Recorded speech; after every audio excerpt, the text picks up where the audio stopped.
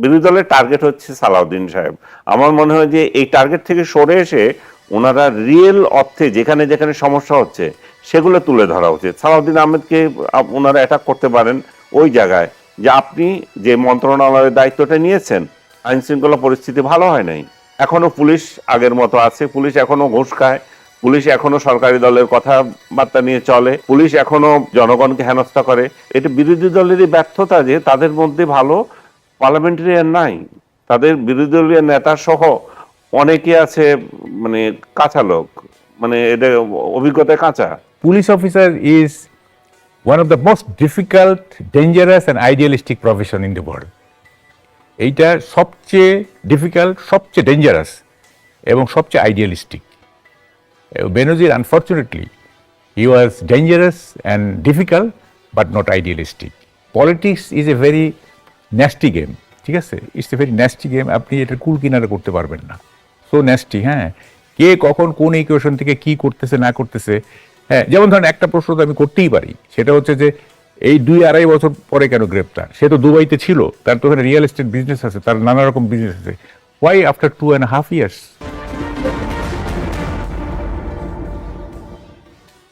আদালতের পরোয়ানা আর ইন্টারপোলের রেড নোটিসের পর দীর্ঘ নাটকীয়তার অবসান ঘটিয়ে সংযুক্ত আরব আমিরাতের দুবাইতে গ্রেপ্তার হয়েছেন সাবেক পুলিশ প্রধান বেনজির আহমেদ।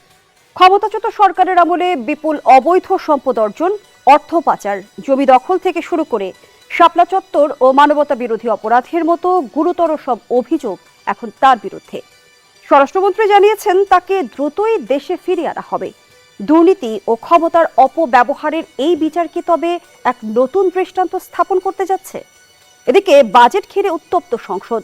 চাল ডাল সহ 60টি পণ্যের ট্যাক্স কমানোর কৃতিত্ব দাবি করছেন প্রধানমন্ত্রী তারেক রহমান, অথচ বিরোধী দল একে বলছে বাস্তবতা বিবর্জিত ঋণের বাজেট। এর মধ্যেই আবার রাজপথে নতুন মেরুকরণ, গুমের নাটক ও গোপন রাজনীতির অভিযোগে ছাত্র শিবিরের বিরুদ্ধে আন্দোলনে নেমেছে ছাত্রদল। আর মাঠের বিরোধী দল জামায়াতের আমির প্রশ্ন তুলেছেন সরকারের প্রশাসনিক নিয়ন্ত্রণ নিয়ে। তার দাবি, একজন মাত্র সর্বেসর্বা মন্ত্রী নাকি চালাচ্ছেন পুরো সরকার। শাসন ব্যবস্থার পরিবর্তন কি তবে শুধু মুখের কথা, নাকি সত্যিই বদলেছে আমাদের রাজনৈতিক সংস্কৃতি?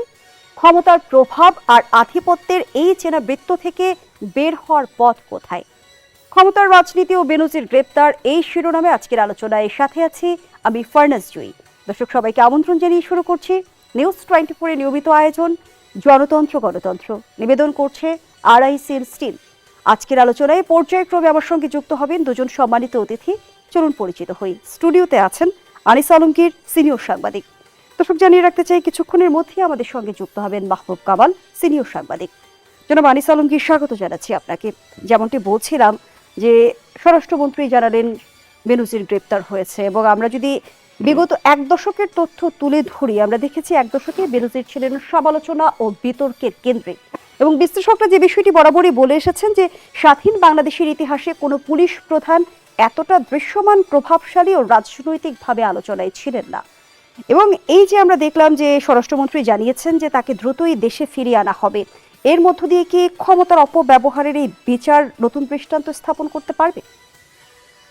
দেখা যাক, সেটা এখনই বলার মতো নয়, কারণ এটা আইনি প্রক্রিয়া রয়ে গেছে। যদিও বাংলাদেশের সঙ্গে যে চুক্তি আছে, আমার মনে হয় 2014 সালে বাংলাদেশের সাথে বন্দি বিনিময় চুক্তি হয়েছে UAEর। তো সেই বন্দি বিনিময় চুক্তির আওতায় আমরা তাকে বাংলাদেশে আনতে পারি, এখনো পর্যন্ত সেই আশাবাদ আছে। আর যেহেতু তারা নিজেরাই গ্রেফতার করেছে, তার মানে সব প্রণোদিত একটা ব্যাপার আছে এখানে। এমন নয় যে তার জন্য বিশেষ ইয়ে দিচ্ছে। দুবাই এমন একটা UAE এমন একটা দেশ, এখানে স্বাধীনভাবে অনেকে থাকতে পারে, স্বাধীন ব্যবসা করছে, বা তাদের পাসপোর্ট ওরকম আছে, স্পেশাল ভিসা থাকে। বেনজিরের পক্ষেও সেটা ছিল বলে শুনেছি আমি, যে ওই ভিসার আওতায় উনি দীর্ঘদিন থাকতে পারেন। তাদের অনেক স্কিম আছে সরকারের, যে টাকা পয়সা দিলে এটা অর্জন করা যায়। এমন একটা পরিস্থিতিতে তাকে যখন গ্রেপ্তার করা হয়েছে, তার মানে তার প্রতি সেখানে যে ওই সরকারের কোনো অনুকম্পা আছে সেটা প্রদর্শন হয় না। তাতে মনে হয় যেন বাংলাদেশ সরকার যে পদক্ষেপ নিয়েছিল 2025 সালের এপ্রিলে সম্ভবত তাকে ইন্টারপোলের সহায়তা চেয়েছিল তাকে দেওয়ার জন্য 2025 সাল 11 এপ্রিল, আমি যদি ভুল না করি। এরপরে তার প্রতি রেড অ্যালার্ট জারি হয়েছে এবং তার প্রেক্ষিতে আজকে উনি সেখানে ধরা পড়লেন। এবং আমি যেটুকু সোশ্যাল মিডিয়া এবং নিউজে দেখলাম সেটাতে হচ্ছে যে উনি সেখানে দুইটা ভার্সন আছে। একটা হচ্ছে যে উনি সেখানে ইয়ে নিতে আসছেন, ট্রানজিট নিতে আসছিলেন, তা অন্য দেশে যাবেন, সে প্রেক্ষিতে ধরা হয়েছে। অন্য জায়গায় বলছেন না, তিনি ট্রানজিট নিয়ে আসছেন না, তিনি অন্য জায়গায় ছিলেন। উনি ওইখান থেকেও ঘোরাফেরা করতেন, এই দেশেও ছিলেন, এখান থেকে স্পেনে গিয়েছেন, দুবাইতে গিয়েছে, সরি কাতার না কুয়েতে গিয়েছেন, সৌদি আরব গিয়েছেন। তো উনি ঘোরাফেরার মধ্য দিয়ে ছিলেন, লন্ডনে গিয়েছেন।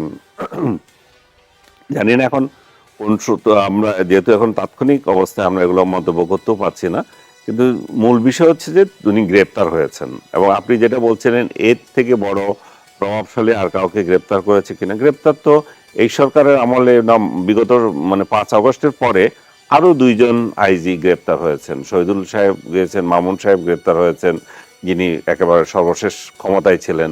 সো উনি এখন যে 3য় আইজি গ্রেপ্তার হলো। তবে ক্ষমতার দিক থেকে নিঃসন্দেহে ব্যানার্জির তুলনায় কেউ ছিল না। ব্যানার্জির অনেক বড় প্রভাবশালী ছিলেন, ওনার ক্যারিশমাও ছিল। আমরা শুধু একদিকে নিন্দা করবো তা না, একজন কর্মকর্তা হিসাবে উনি যেমন সরকারের উপর কর্তৃত্ব ছড়ি গুটিয়েছেন, নিজের খামখেয়ালিতে অনেক কিছু করেছেন, তেমনি তার ইয়েও ছিল, প্রশাসনিক দক্ষতা ছিল। বাংলাদেশে জঙ্গি দমনের ক্ষেত্রে তাকে পায়োনিয়ার বলতে পারেন, একজন জঙ্গি রাজনীতি দমনের ক্ষেত্রে তার ভূমিকা ছিল। আমরা তো আসলে ঘটনা যেটা হয়, আপনি যখন রাজনীতি পরিবর্তন হয় তখন কিন্তু দৃশ্যপট পরিবর্তন হয়ে যায়। যেটা আপনি একসময় পজিটিভ বলে খুব প্রশংসা করছিলেন, সেটাই আবার নেগেটিভ হয়ে যায়। আপনি পেশাগত দিক দিয়ে তার কৃতিত্বের বিষয়গুলো তুলে ধরছেন, কিন্তু জনাব আনিস আলমগীর, আমরা তো জানি যে বেনজির আহমেদ পুলিশ এবং র্যাব ডিএমপির প্রধান ছিলেন। সংবেদনশীল সংস্থার প্রধান হয়ে আমরা দেখেছি তার আমলনামা ঘাটলে দেখা যায় দুর্নীতির রাজত্ব কায়েম করেছিলেন তিনি। তাহলে তখনকার কর্তৃপক্ষ কি চোখ বন্ধ করেছিল? আমার তো মনে হয় এটা বসুন্ধরা যে রিপোর্টটা করেছিল, বসুন্ধরা মধ্যে কালের কণ্ঠ যে একটা এক্সক্লুসিভ করেছিল, সেটা তাৎক্ষণিকভাবে এখানে যে অভিযোগগুলো উঠেছিল ব্যানার্জির, এটা কেন আমি জানি না পুরোটা জবাব দিয়েছে কি দেন নাই, বাট ভ্যালিড কিছু কোয়েশ্চেন ছিল। উনি যদি সৎ হতেন তাহলে এটা মোকাবেলা করতে পারতেন। এবং তখন ওই রিপোর্ট যখন প্রকাশ হয়েছে তখন এক ধরনের ব্যানার্জির প্রতি সরকারের আশীর্বাদ নাই বলা চলে। ওই সময় উনি কিন্তু আশীর্বাদ পুষ্ট ছিলেন না। যদি আশীর্বাদ পুষ্টই না হয়ে থাকে তাহলে তিনি দেশ ত্যাগ কিভাবে করেছিলেন পরিবার সহ? সে তো অনেকেই করেছে, বা আপনি আমার দীর্ঘদিনে আমাকে সার্ভিস দিয়েছেন, সে সার্ভিসের জন্য দিয়েছি। মামলা তো আমি যতদূর জানি ওই সরকারের আমলে হয়েছিল, পরবর্তীতে হতে পারে, কিন্তু আমি শেষ দিকে ব্যানার্জির যে সরকারের আশীর্বাদই ছিলেন না এটা বলতে পারি আমি, কারণ সে আশীর্বাদ দেখায় নাই। বাট আপনি যে অভিযোগটা করলেন, কালের কণ্ঠে যে রিপোর্টগুলো ছিল তার অনেকগুলো সত্যতা আছে। কারণ এই পদে থেকে আপনি রাতারাতি এত কোটি কোটি টাকার মালিক হতে পারেন না। আপনার বাগান বাড়ি, আপনার ব্যবসা, আপনার কি না আছে। তবে ব্যানার্জির পক্ষ থেকে আবার এখানে বলা হচ্ছে যে আমার বিরুদ্ধে তো 17 কোটি টাকার অভিযোগ উঠেছে। আমার যদি এত কোটি কোটি টাকাই থাকে আলাদিনের চেরাগের মতো, আমার সেগুলো কোথায়? তার তরফ থেকেও আছে। আমরা আসলে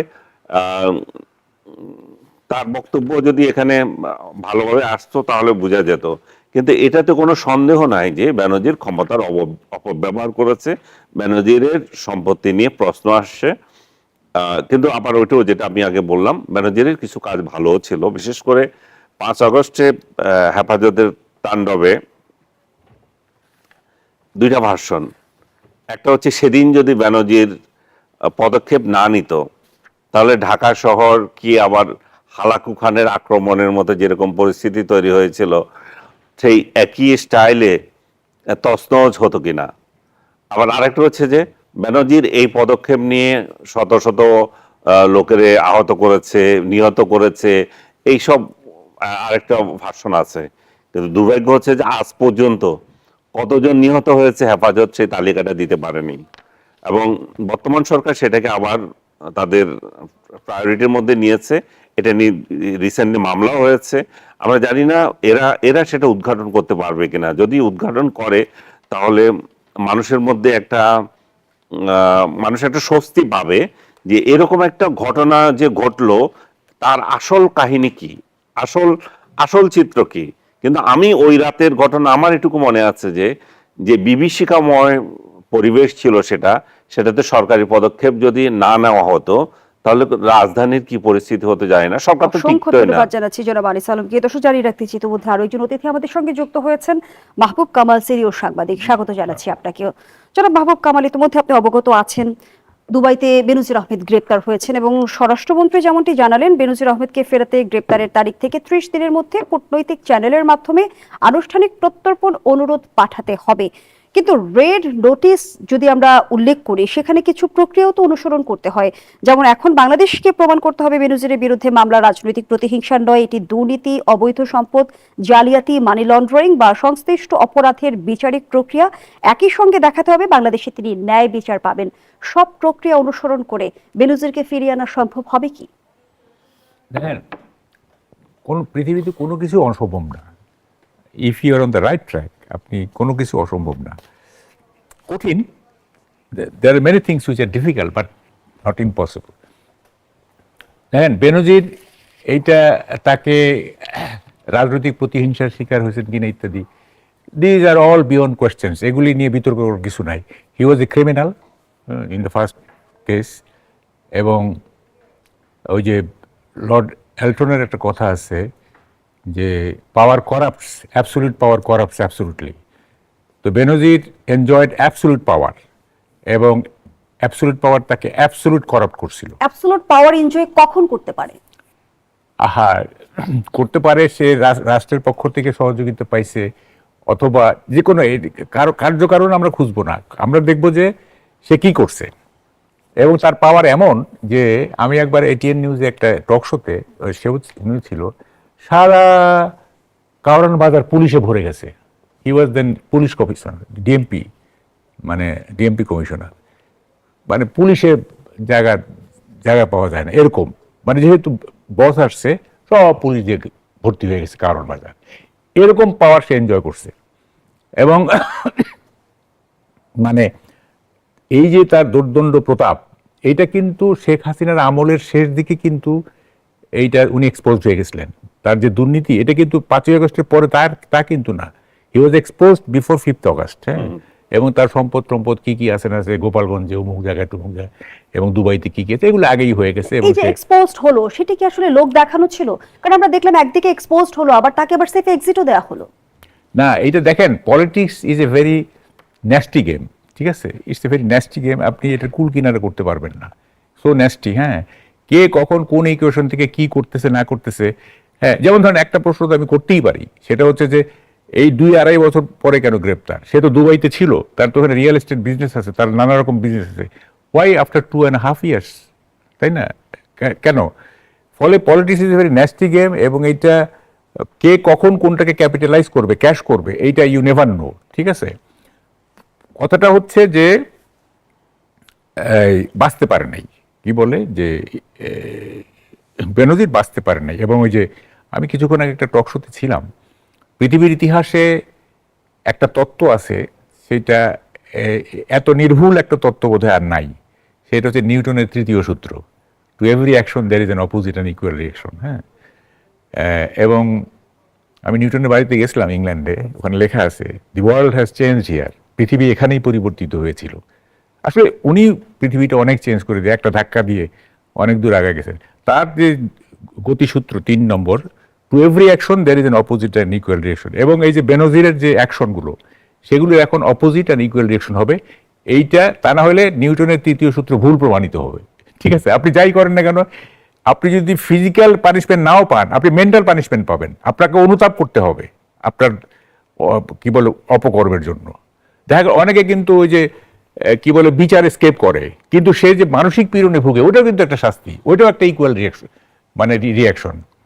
এখন আমি বলতেছিলাম আজকে, সেটা হলো যে দেখেন, police officer is one of the most difficult, dangerous and idealistic profession in the world.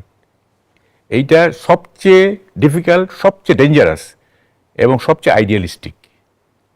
Benazir unfortunately he was dangerous and difficult but not idealistic.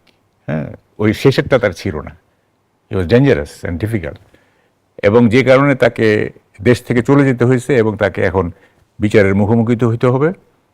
এবং কি বলে যে এইটা একটা, আমি বলবো যে এটা একটা, তাকে যদি ফেরত এনে বিচারের মুখোমুখি করা যায় তাহলে it will be an example for the rest of the police officers, যে দেখো মানে কি বলে যে করাপ্ট হইলে কিংবা অ্যাবসলিউট পাওয়ার এনজয় করলে কি পরিণতি দাঁড়ায়। এবং বেনজিরের পেশাগত জীবন মূল্যায়ন করলে দেখা যায় একের পর এক শীর্ষ পদ তিনি পেয়েছেন। দেখেন, সেটা কি তার পেশাদারিত্বের কৃতিত্বের জন্য, নাকি আসলে সরকার তার উপর ভর করে দুর্নীতির রামরাজত্ব কায়েম করতে চেয়েছে? দেখেন, একটা ইন্টারেস্টিং ব্যাপার আছে। দেখেন, মানে বেনজির কিন্তু দেখতে হ্যান্ডসাম, তাই না? দেখতে হ্যান্ডসাম, সুশ্রী, লেখাপড়া জানে ইত্যাদি।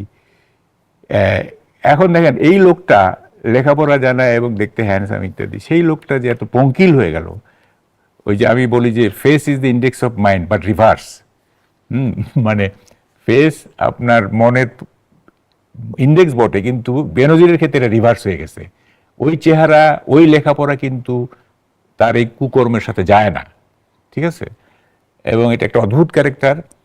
এবং কি বলবো, এটা তো ওই যে আমি তো এসে কিছুক্ষণ ওনার শেষ কথাগুলো শুনতেছিলাম, যে এই যে শাপলা চত্বরের যে ঘটনাগুলো, সে আপনার যে ক্ষমতা প্রয়োগ করছে, হ্যাঁ, এবং আরো অনেক কথা আছে যেগুলি এত অশ্লীল যে এখানে বলা যাবে না।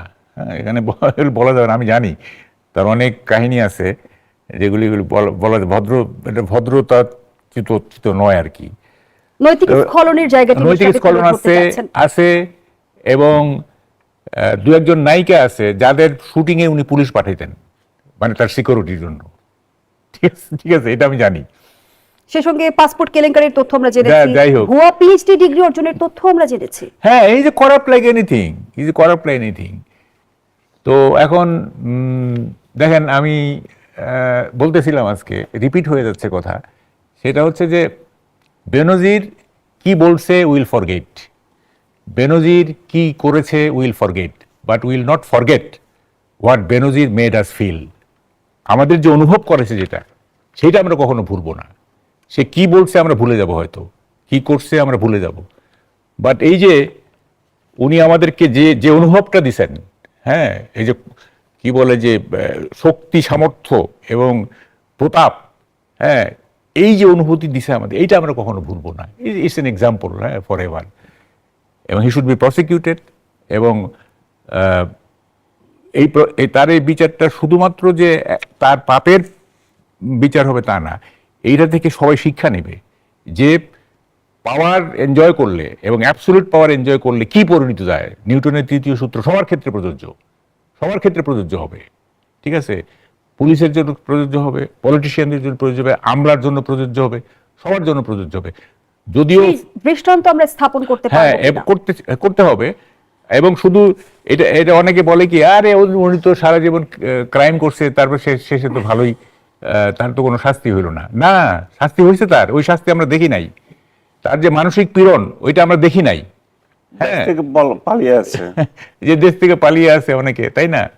তো ফলে এগুলো এটা বিচার করতে হবে। এবং এটা কি চুক্তি আছে, এক্সট্রাডিশন কি চুক্তি আছে আমি জানি না, তবে তাকে ফিরে আনতে গেলে একটা বড় ধরনের ডিপ্লোমেসি লাগবে, এটা একটা হাই পাওয়ার ডিপ্লোমেসি লাগবে আর কি। হ্যাঁ, কারণ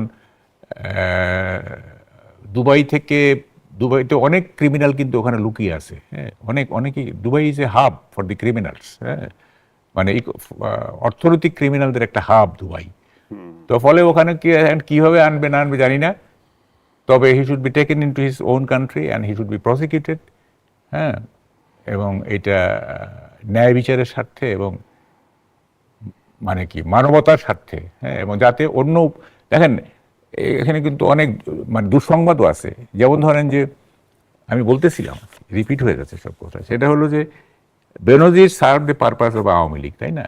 আবার আমরা কিন্তু দেখছি একজন ডিআইজি, উনি প্রাইম মিনিস্টারের উপস্থিতিতে বলছেন যে উনি ক্লাস 7 থেকে জাতীয়তাবাদী। তাহলে হি ইজ অলসো পলিটিসাইজড।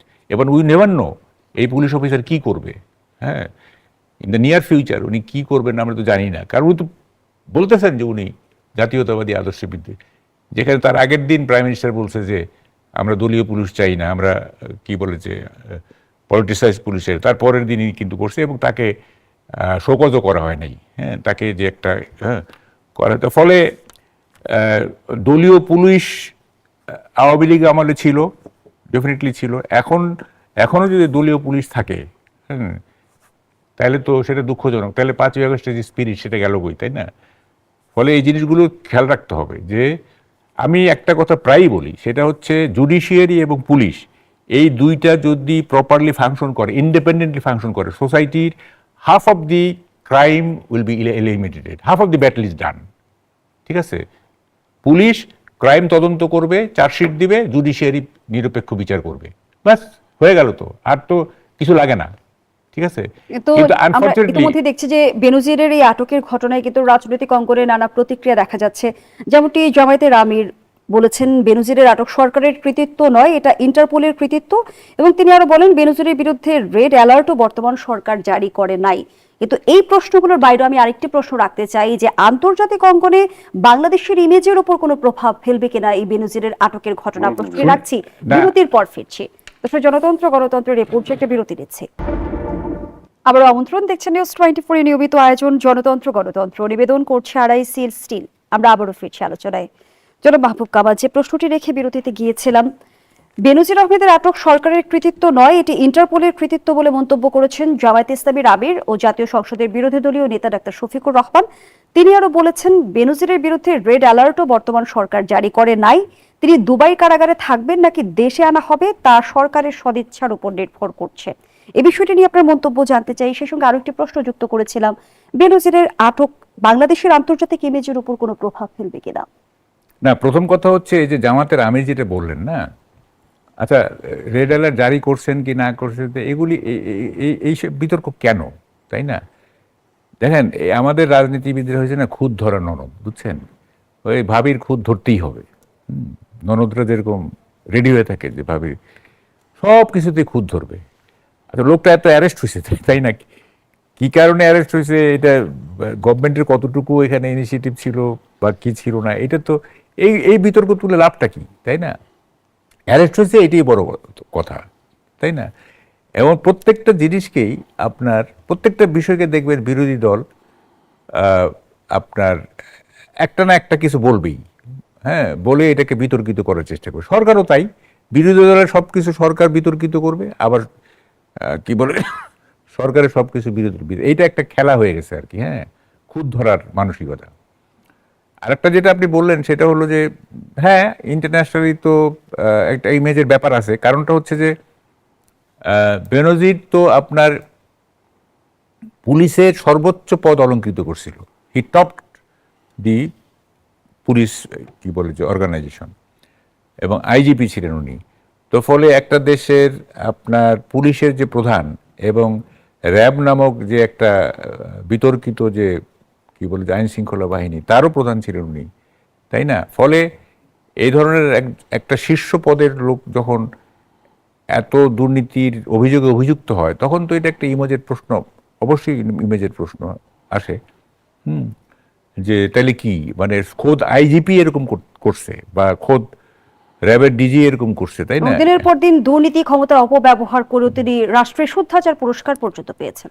হ্যাঁ, এটা মানে দেখেন, আমি বলি বাংলাদেশে না এই যে পুরস্কারের সিস্টেমটা না, আপনি খেয়াল আছে, আপনি তখন আপনার